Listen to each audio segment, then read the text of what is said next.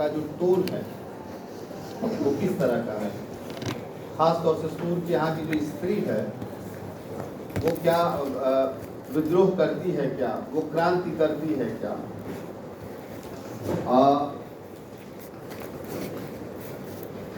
उसको थोड़ा लगा दीजिए। मीराबाई के बारे में हम कहते हैं कि वो उस सामंती व्यवस्था से विद्रोह करती है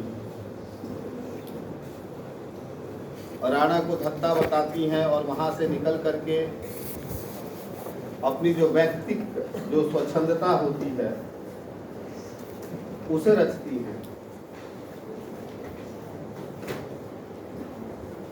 सूरदास का जो ब्रज है उसके बारे में कहा जाता है कि ये समान धर्मा समाज है, क्योंकि जो सबल्ट्रन सोसाइटी रही है इतिहास में भी और मध्यकाल में भी। अव्वल तो ये जान ले आप कि ऐसा अब माना जा रहा है कि 1980 के बाद जो इतिहास लेखन हो रहा है, फिर से सुनिएगा और बहुत ध्यान से सुनिएगा, खासतौर से वे लोग जो इतिहास पढ़ते हैं, कि 1980 के बाद जो इतिहास लेखन हो रहा है दुनिया के तमाम मुल्कों में,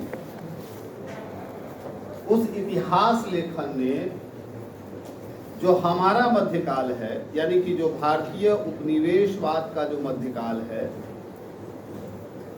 जिस मध्यकाल की हम कविता पढ़ रहे हैं, उस मध्यकाल को मध्यकाल कहने से मना कर दिया है। क्योंकि आप जानते हैं कि यूरोपियन इतिहास में वो जो मध्यकाल है वो डार्क फेज के तौर पे देखा जाता है, गहन अंधकार के तौर पर देखा जाता है, जबकि हमारे यहाँ का ये जो मध्यकाल है वो डार्क फेज नहीं है। उसमें कबीर से लेकर के और एक से ऐसे लोग हैं जिनके यहाँ ज्ञान मीमांसा की नई व्याख्या है, विसंगतियों पर चोट है और उससे मनुष्य को बचा करके बाहर निकालने का प्रयास है, जिसको पुरुषोत्तम अग्रवाल ने पब्लिक स्फीयर के तहत जो है एक तरह से देशज आधुनिकता, पब्लिक स्फीयर और जो एक जो कोई लोकल किस्म की जो एक मॉडर्निटी होती है, उस मॉडर्निटी के हवाले से उन्होंने व्याख्या की है। जब कबीरदास पर आएंगे, जब कबीरदास पर बात करेंगे तो उस पब्लिक स्फीयर की भी बात करेंगे, उस लोक वृत्त की भी और उस मॉडर्निटी की भी बात करेंगे जो कबीर के यहाँ से शुरू होती है वाया पुरुषोत्तम अग्रवाल। अभी तो कबीर पे आ ही नहीं रहे हैं, जब आएंगे तब वहाँ भी आपके पढ़ने पढ़ाने का जो ढंग होगा वो बिल्कुल अलग होगा, पद की व्याख्या से अलग जो सोशल साइंस की व्याख्या है। और कबीर समाज सुधारक है कि कवि हैं, कितने क्या हैं, इस पर बहस हो। बस कहना ये चाहता था कि इतिहासकार अब इस बात को मानने के लिए तैयार हैं, या लगभग इतिहासकारों ने रास्ता छोड़ के ऊपर आके बैठे, इतिहासकारों ने ये सहमति कर ली है कि उस तरह का मध्यकाल भारत का नहीं है जिस तरह से यूरोपीय मध्यकाल है। इस पर बहसें हो सकती हैं। अगर आप इतिहास के विद्यार्थी हैं तो अपने इतिहास के शिक्षक से पूछे कि क्या इतिहास में कुछ इस तरह का लेखन आया है 80 के बाद या बिल्कुल अभी 21वीं शताब्दी में, जिसमें कि भारतीय मध्यकाल को नई तरह से व्याख्यायित करने की मांग की गई है या रास्ता या बताया गया है। तो मैं बात वहाँ कर रहा था कि जो सबल्ट्रन सोसाइटी होती है, जिसे हम निम्न वर्गीय समाज कहते हैं, निम्न वर्गीय समाज के बारे में ये माना जाता रहा है कि वो समाज स्त्री और पुरुष के संबंधों पर लगभग वहाँ पर बहुत इस तरह की हायरार्की नहीं रही है कि जिस तरह का शोषण स्त्री का सामंती समाज में होता है।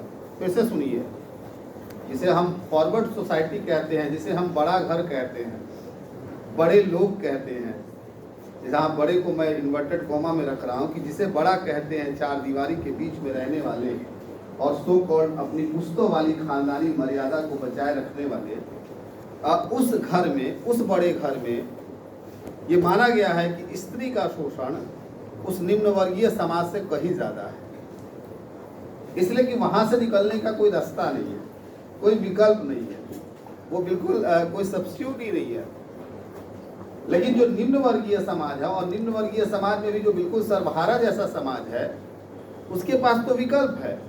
इसलिए विकल्प है कि वो पुरुष के साथ खेतों में काम कर रही है, वो मवेशियों के साथ है, घर का खाना बनाना, रोटी भी पाथनी है उसको, और दूरा दरवाजा बुहारना भी है। उसके पास नौकर चाकर नहीं है, मातहत नहीं है, और खेत में जाकर के क्या है, मजदूरी भी करनी है, अपने जमींदारों के खेतों में जाकर के काम भी करना है। इसलिए वो तो वो जिसको कहते हैं कि अपनी दिनचर्या में ही अपने पुरुष के साथ है, उससे लड़ती भी है, भिड़ती भी है, खरी खोटी सुनाती भी है, मन करे तो जो है क्या है, लड़ झगड़ लेती है, और मन करता है तो गठरी उठा के चल देती है, क्योंकि उसे यहाँ भी क्या करना है, श्रम ही करना है। और वो अगर अपने मायके भी गई तो जाके खेत में काम कर लेगी, किसी पे क्या फर्क पड़ता है, क्योंकि वो तो शुरू से करती आई है। वहां पर ये माना गया कि यहाँ पर थोड़ा सा जो है कि ऐसा समाज है जहाँ पर वो मुक्त है, लेकिन सामंती में तो बिल्कुल नहीं। करना ही क्या है भाई, एक स्त्री को क्या करना होता है, उसे अपने पुरुष का ख्याल रखना है, और जो है अगर बहुत संभ्रांत समाज है तो उसमें तो फिर बर्तन बासन झाड़ू पोछा भी नहीं करना है, तो 2-4 तोले गहने लादने हैं, और 2-4 बढ़िया जो है कपड़े लत्ते पहनने हैं, और सजना धजना है, और श्रृंगार करना है। यही माना गया कि स्त्री बस इसी के लिए बनी है। लेकिन जहाँ जितना तोला गहना है और जहाँ जितने सुंदर कपड़े हैं, आप समझिएगा कि स्वच्छंदता पर उतने ही पहरे हैं, उतने ही खतरे हैं। 12 तो ये जो समाज है जिसका ये जो संघर्ष है, इस संघर्ष को हम देख सकते हैं कि ब्रज का समाज, जिसे जो चारावाही संस्कृति है, किसानी संस्कृति, मैनेजर पांडे ने अपनी किताब में लिखा कि सब खट रहे हैं, काम कर रहे हैं, श्रमशील समाज है ये। एक रोकना, श्रमशील समाज है ये दरअसल। कहाँ वो किसने रोका, कोई पास नहीं, वहाँ तो श्रोता की कमी है। जाइए सुनिए, प्रसाद पर बातचीत हो रही है हिंदुस्तानी अकेडमी में, कल भी हुई थी, आज भी दिन भर बातचीत रहेगी। तो मैं ये कह रहा था, क्या कह रहा था मैं, हाँ क्या बात, ब्रिलियंट स्टूडेंट, कि किसानी जीवन, चरवाही संस्कृति के बारे में मैनेजर पांडे लिखते हैं कि ये समाज ऐसा है तो यहाँ पर उतना बंधन नहीं है, आवाजाही है, लेकिन क्या इस आवाजाही में भी स्वतंत्रता है, और स्वतंत्रता अगर है तो कितनी है? क्यों गोपियों को बार बार ये कहना पड़ रहा है कि माता पिता को जो मन आए सो करे, जो सजा देना है दे, लेकिन हम तो भाई कान्हा से मिले,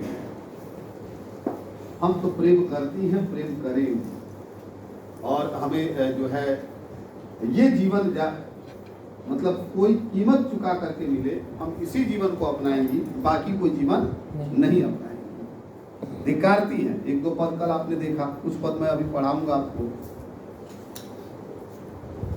तो समाज ऐसा था कि वहां भी स्त्री को सोचना पड़ता था कि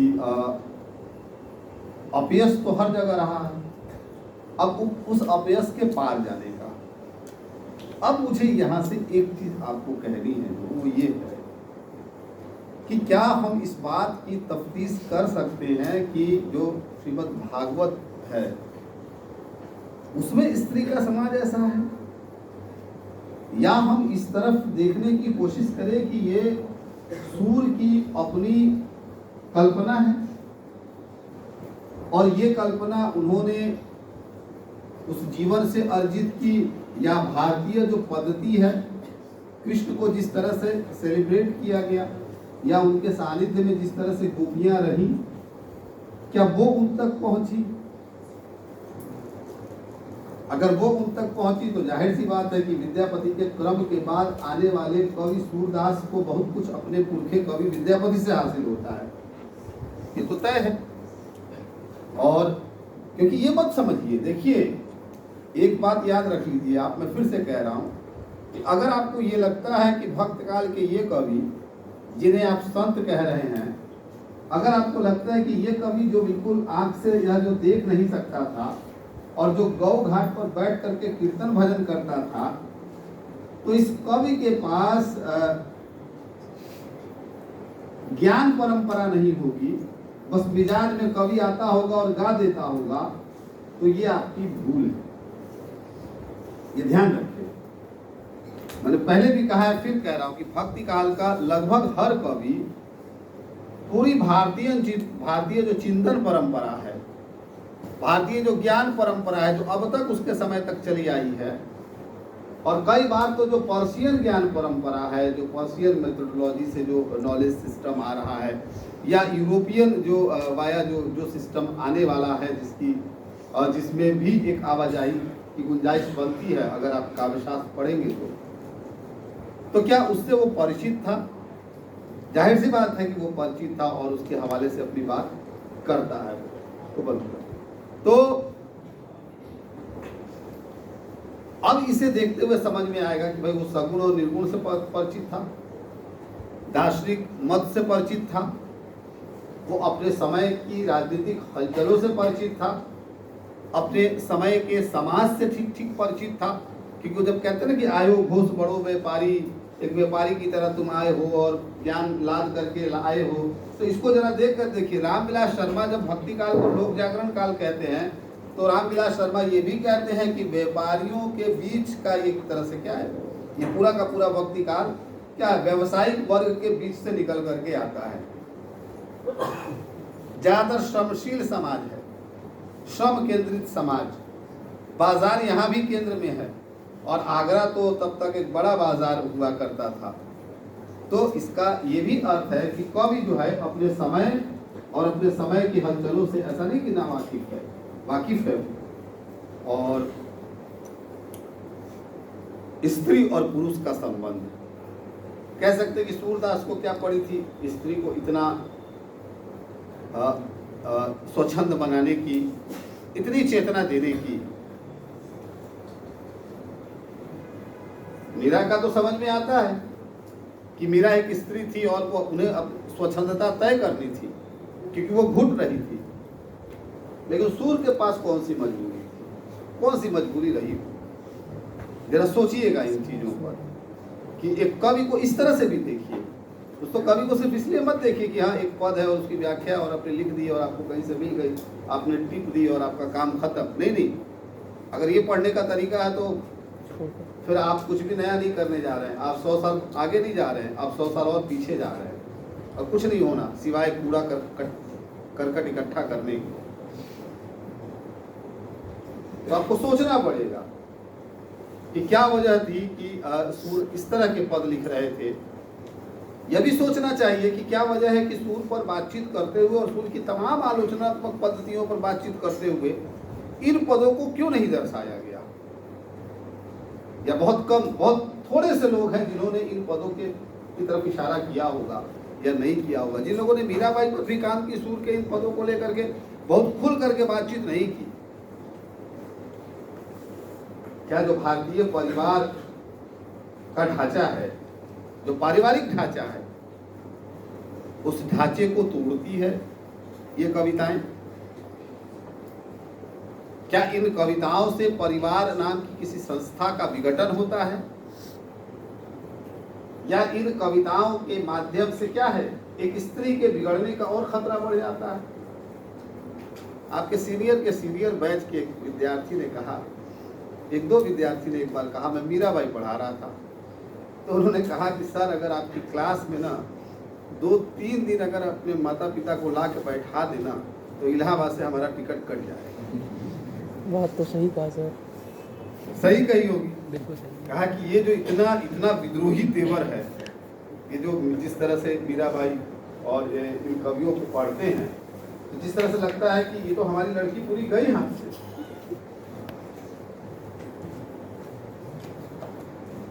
अगर आप प्रवचन सुनने आए हैं तो कोई फर्क पड़ना नहीं है, तब तो हाथ अपना बचाए रखिए।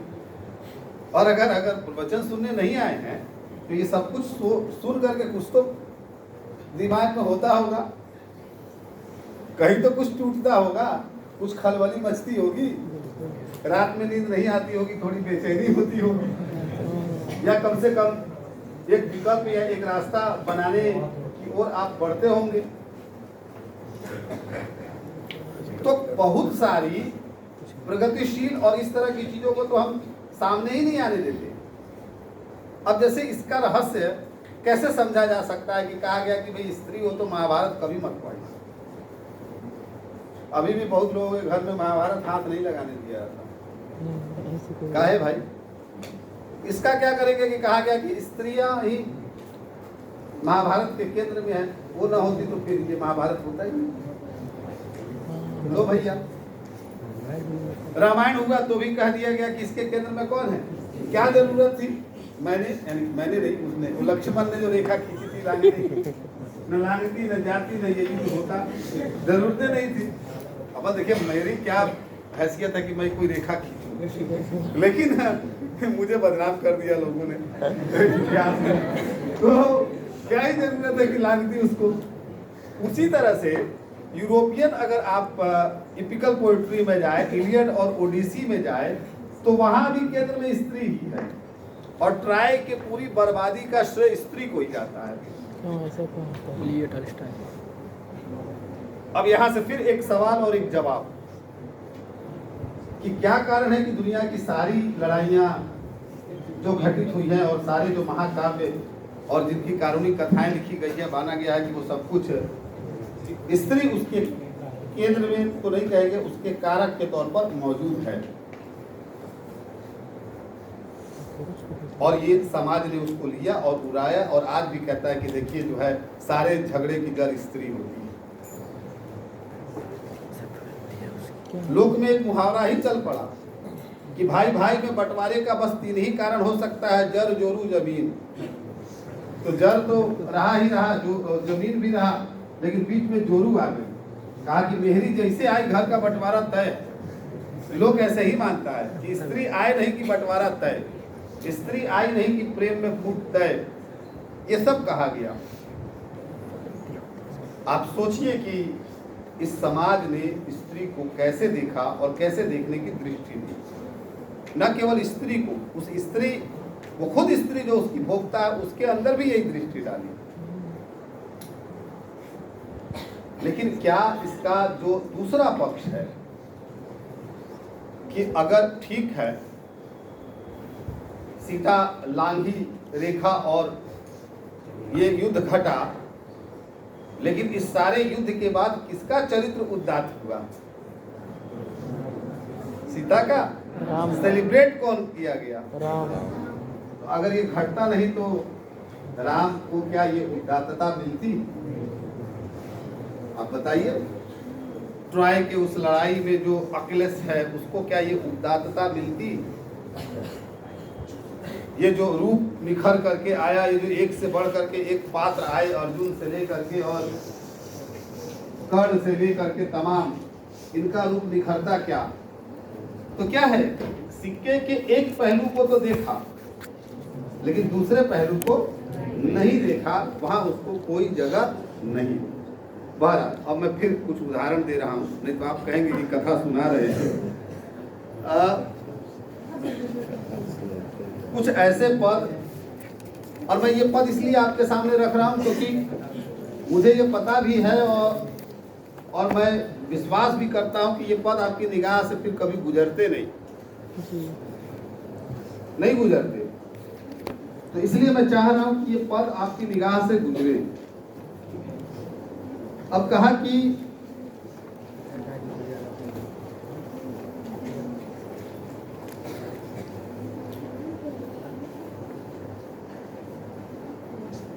अब जैसे एक पद है धीरेन्द्र वर्मा में ही,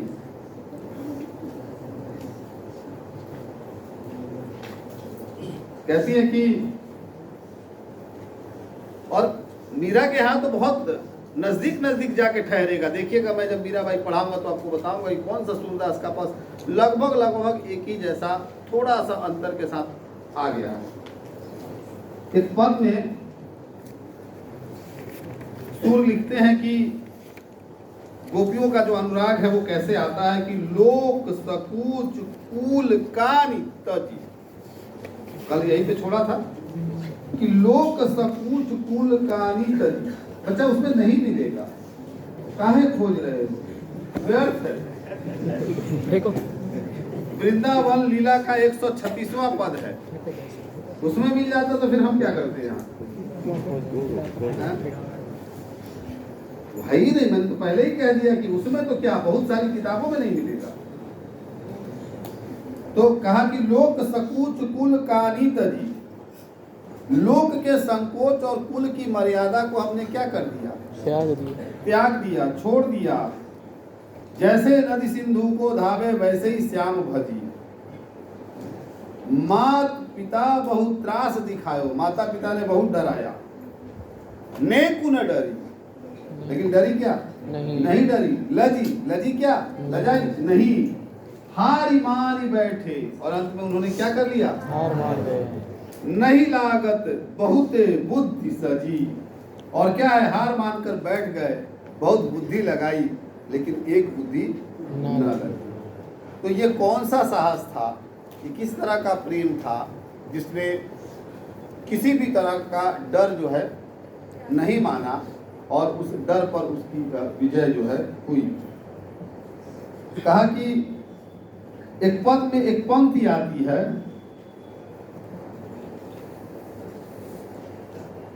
जिसमें वो कहते हैं कि कहाँ गेह कह मातु पिता है, कहाँ सजन गुरुजन कह भाई, कैसी लाज कानी है कैसी, कहा कहत होय होय आई।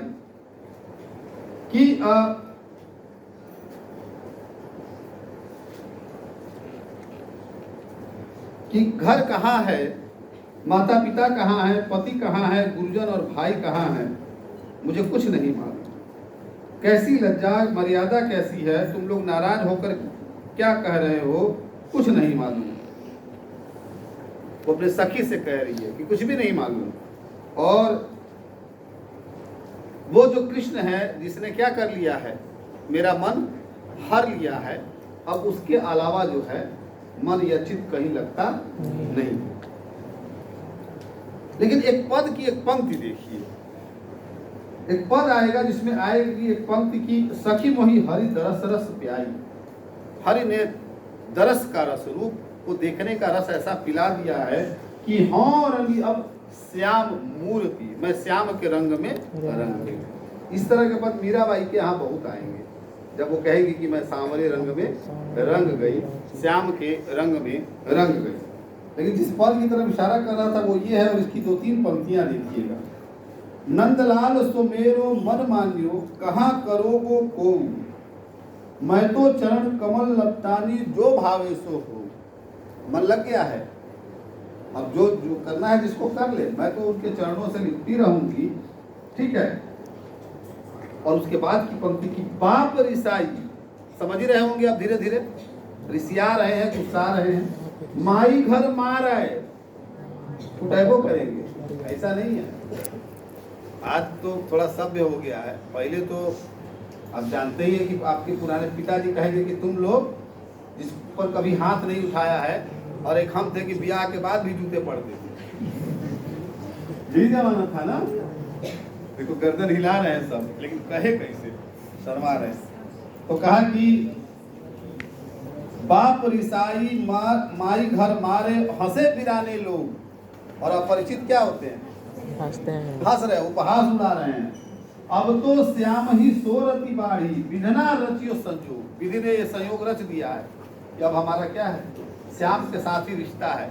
इसलिए कोई रिसियाए तो रिसियाए, हंसे तो हंसे, मारे तो मारे, कोई फर्क नहीं पड़ता। और उसके बाद की पंक्ति की, जाति महति पति जाई न मेरी, और परलोक न साई। और क्या है, मेरी जाति की प्रतिष्ठा तथा लाज रहे या न रहे, मेरा प्रलोक नष्ट हो जाए, मुझे मुक्ति मिले ना मिले, स्वर्ग मिले ना मिले, इससे कोई फर्क नहीं पड़ता।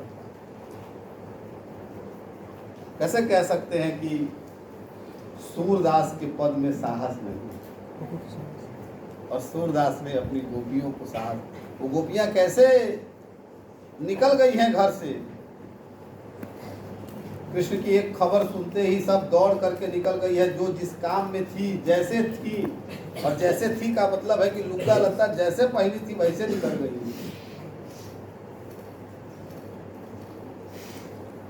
ये किस तरह की दीवानगी थी, जरा सोचिए। और किस तरह का साहस उन्होंने पैदा किया था अपने अंदर। और समाज तो वही था। आज भी आप में से 99.9 में कह रहा हूँ प्रतिशत लड़कियों के पास इस साहस का दशांश भी नहीं। एक 0.01% मैं उम्मीद छोड़ता हूँ कि हाँ कोई अपवाद होगा, लेकिन आप सोचिए कि क्या ये साहस संभव है? और अगर है आप मुस्कुरा रहे तो अच्छी बात है। मैं इसको मानता हूं कि सूर का किया हुआ श्रम जो है सार्थक है, और अगर नहीं है तो फिर अभी भी सूरदास की जरूरत है। सब एक दूसरे बगल वाले से पूछ रहे हैं तुम में है क्या, तुम में है क्या? तो और कहा कि गिरधर बर्मन नेकुन छाड़ो मिली निशान बजाई। अनपैरेलल है ये लाइन, और इसकी खूबसूरती देखिए। कहा कि गिरधर से मिलना नहीं छोड़ूंगी, नगाड़े बजा करके मिलूंगी अपने प्रियतम से और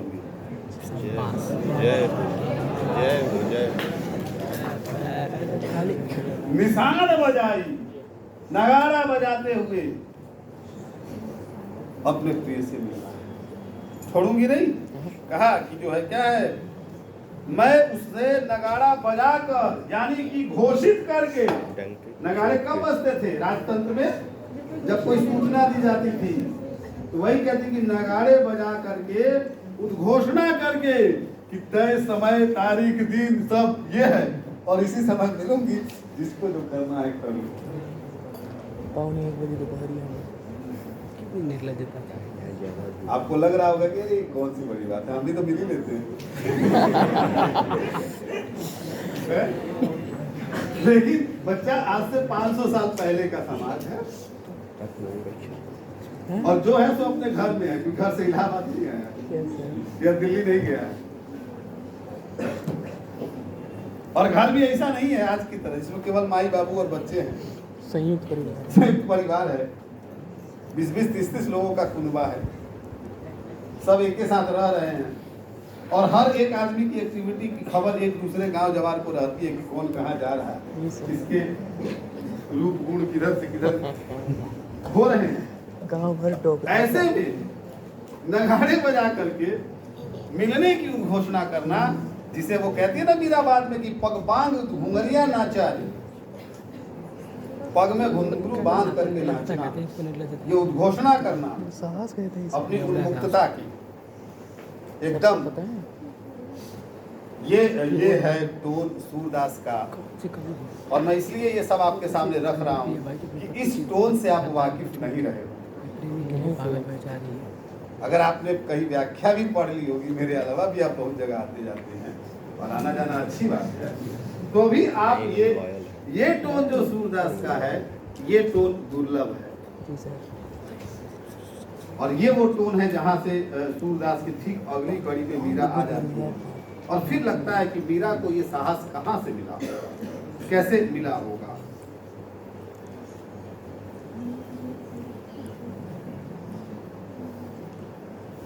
निर्लज्जता और साहस में थोड़ा ही अंतर है, क्योंकि क्यों नगाड़े बजा के मिलूंगा, और क्यों इतनी बेकली है मिलने की, क्योंकि वो मानती है कि ये कृष्ण फिर मिलने से रहे। पता नहीं, बहुत गजब संयोग है कि मिले हैं।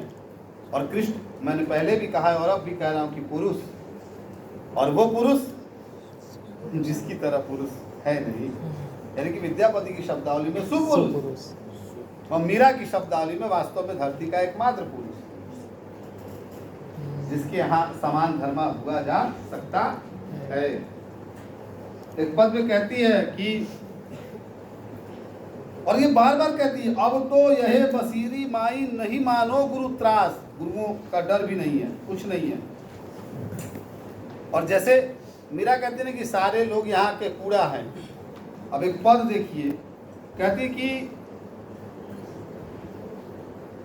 करण दे लोगन को उपहास, लोग हंसते हैं तो हंसने दो, मन क्रम वचन नंद नंदन को, ये पद आता है ना भ्रमर गीत में, नय कुन छाड़ो पास, क्या है, मन क्रम वचन से कृष्ण की निकटता तनिक भी नहीं छोड़ूंगी।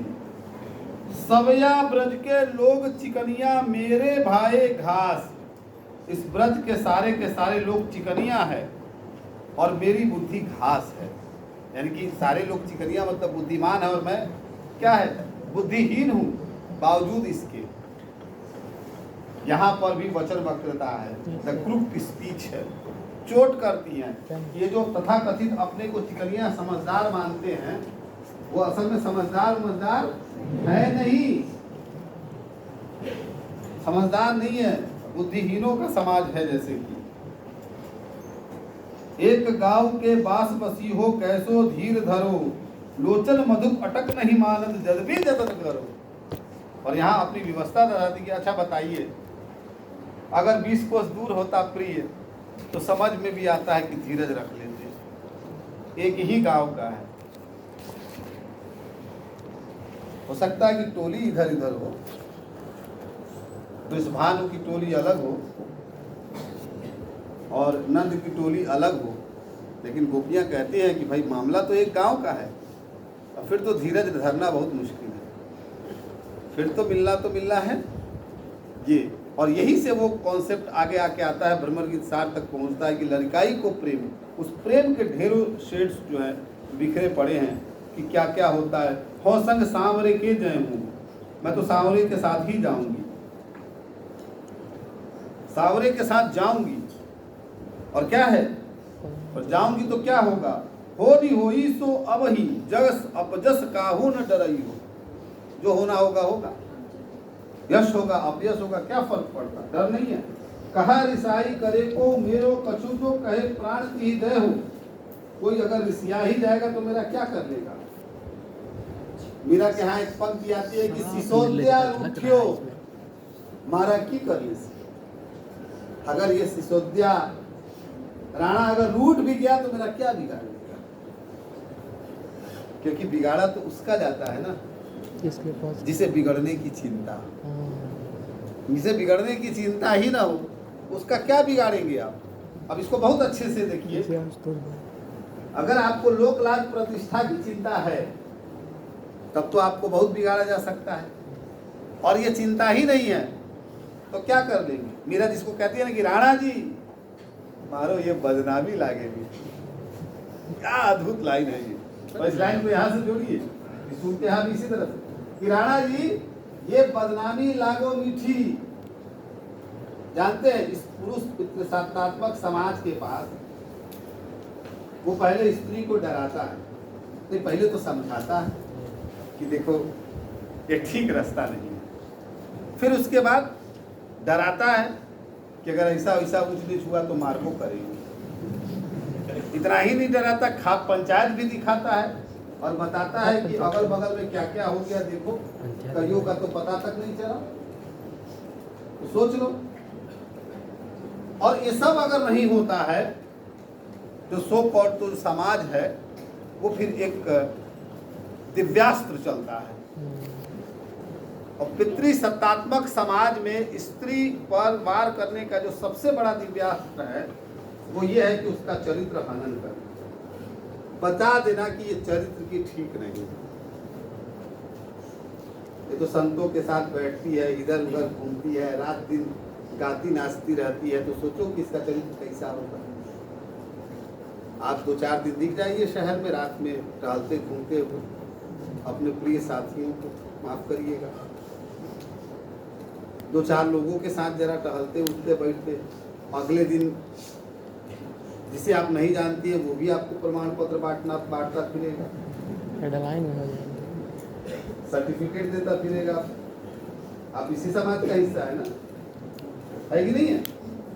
गर्व होना चाहिए आपको, क्यों पहले तुम्हें बांटोगे प्रचार, गर्व होना चाहिए ना। अच्छा नहीं होना चाहिए, चले कम से कम इतना तो विवेक है अभी बचा हुआ आपके पास। तो वो ये सबसे बड़ा हथियार चलता है जहां पर आकर के आपको निढाल कर देता है। अब आप फिर घर से निकलना बंद कर दे, वो चाहता है यही है, मिलना जुलना बंद कर दे, वो यही चाहता है। आपने जो सोचा है अपने जीवन के बारे में जिस तरह से वो बंद कर दे। तो मीरा कहती है कि राणा जी मारो ये बदनामी लागेगी। और अगर इस बदनामी को आप सेलिब्रेट करने लगे तो क्या होगा?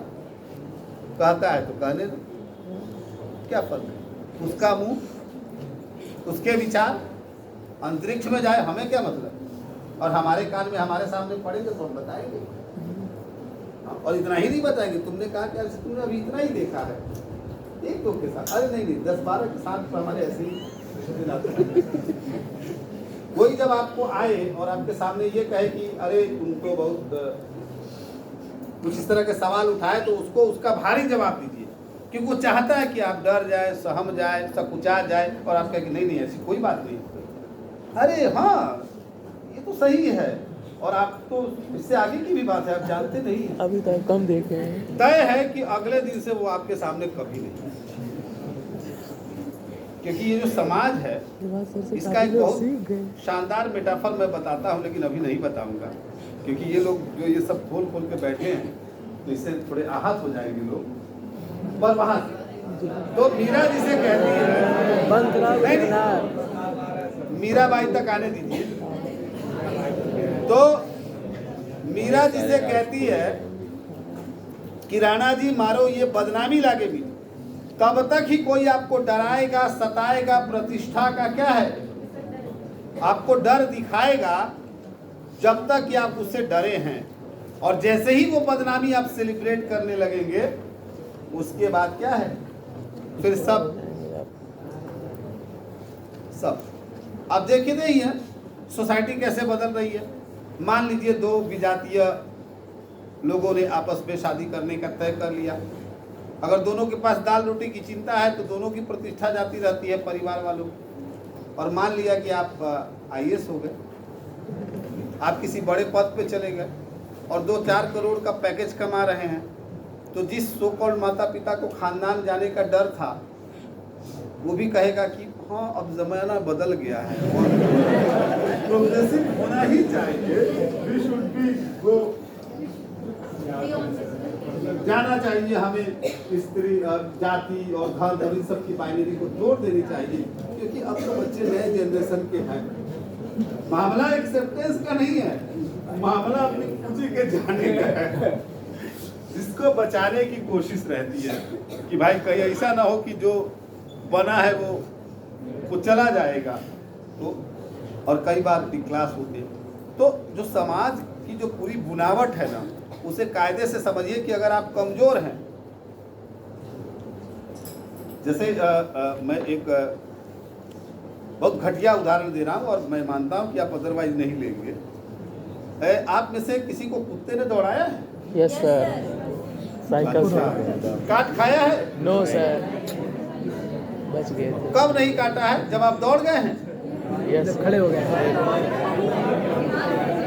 रुक जाते हैं। उसका देखिए सीधा फंडा है, अगर उसने भौंका और दौड़ाया और आप दौड़ गए तो उसका काटना तय है। और अगर आप ठिठक गए, वो दौड़ गए आप, तो तभी नहीं काटेगा जब उस इलाके का कुत्ता भौंक देगा, क्योंकि उनका इलाका तय होता है।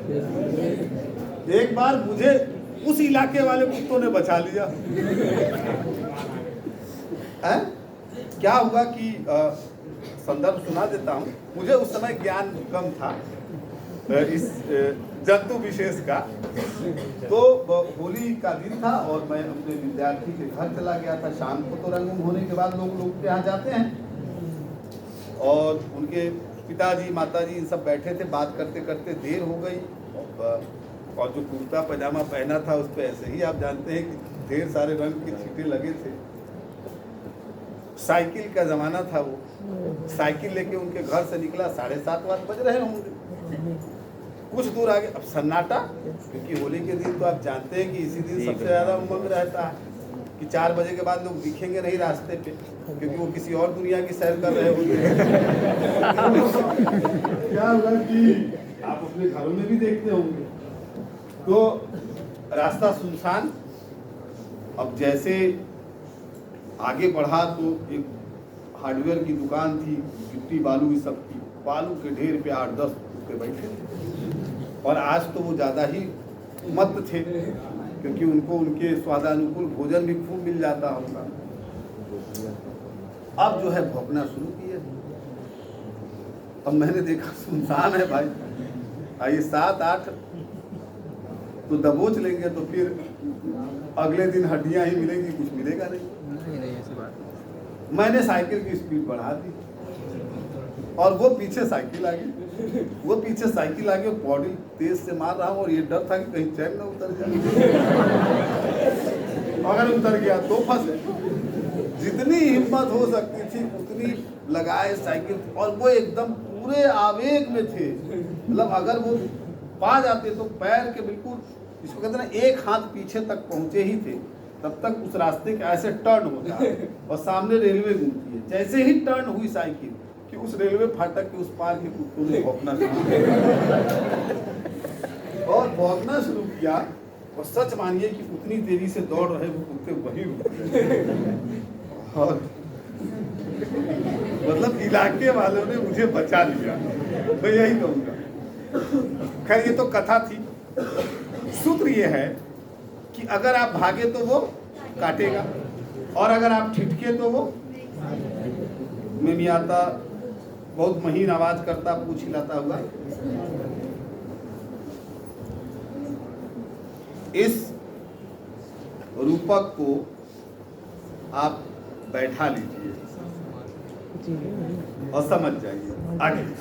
तो अब ये जो है कहा कि ऐसा, उसी तरह से कहा कि देहो त्यागी राखियो यह व्रत हरि रति बीज बहुरी कब भयो। और कमाल का है कि शरीर छोड़ दूंगी लेकिन यह व्रत, यह प्रेम नहीं छोड़ूंगी। शरीर के बाद भी ये बचा रहे इसका भरसक प्रयास करूंगी, ये जो है कहती है। बहुत पद है, क्या क्या पढ़ूं और क्या क्या। आंखों पर तो पूछिए नहीं, एक से एक है।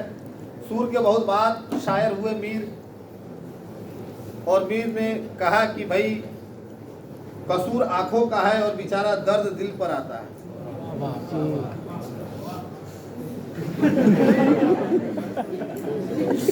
तो भाई आंखें देखती नहीं।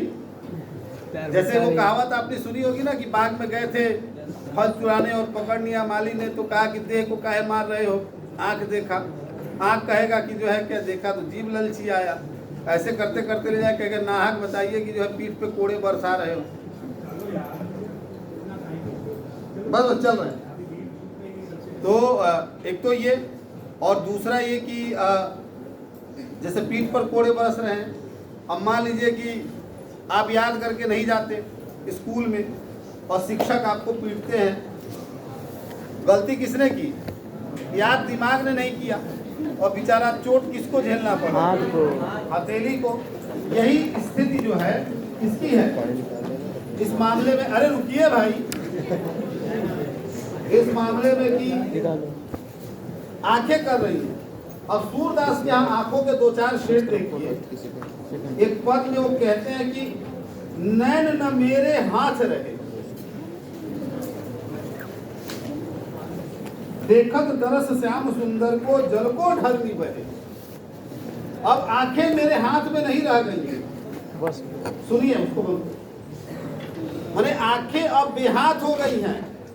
आंखें हैं तो मेरी, लेकिन इन आंखों पर मेरा बस नहीं है। अब ये आंखें कहीं और से नियंत्रित हो रही हैं। अब ये आंखें मुझसे नियंत्रित नहीं हो रही है। एक पद में तो आंखें कहती है कि जन्म भर पोसा पाला मैंने इसको, जतन किए मैंने इसकी, सब कुछ मैंने किया, और ये आंख ही जो है मेरा सबसे बड़ा बैरी हो गया। जा मिला किसके साथ? क्योंकि जब देखो तब जो है उसी के गुण गाता रहता है, उसी की तरफ जाए। नैनन मोही बहुत सतायो, आंखें अब मुझे क्या कर रही हैं? बहुत सताती हैं। आँखियाँ हरि के हाथ बिका ली। ये आंखें थी जो बिक गई किसके हाथ? हरि के हाथ बिक गई। अब आंखों पर मेरा बस नहीं। अखियन ते वक्त एक पद है कि तबते नैन रहे एक टही, एक ही साथ एक टकी देख रही हैं। नैन करे हम दुख पावे, नैनों को सुख मिल रहा है और दुख किसे झेलना पड़ रहा है? हमें झेलना पड़ रहा है। ये एक बार का देखना था और जिंदगी भर का क्या है? दर्द भोगना था। एक ही बार तो देखा था और उसके बाद जीवन भर क्या है, और उस जो है पीड़ा में जलते रहे। हातिम जावेद साहब का एक शेर भी है जिसे मैं उस कथा हजरत मूसा की कथा के बारे में सुनाता हूँ कि तूर पर्वत ने एक नज़र ही दीदार किया था, हजरत मूसा तो कर भी नहीं पाए थे, लेकिन अब तक ऐसा कहते हैं कि वो जलता है। और हातिम साहब का एक शेर ही है कि फ़कत नज़र से छुआ था उसको, वजूद अब तक झुलस रहा,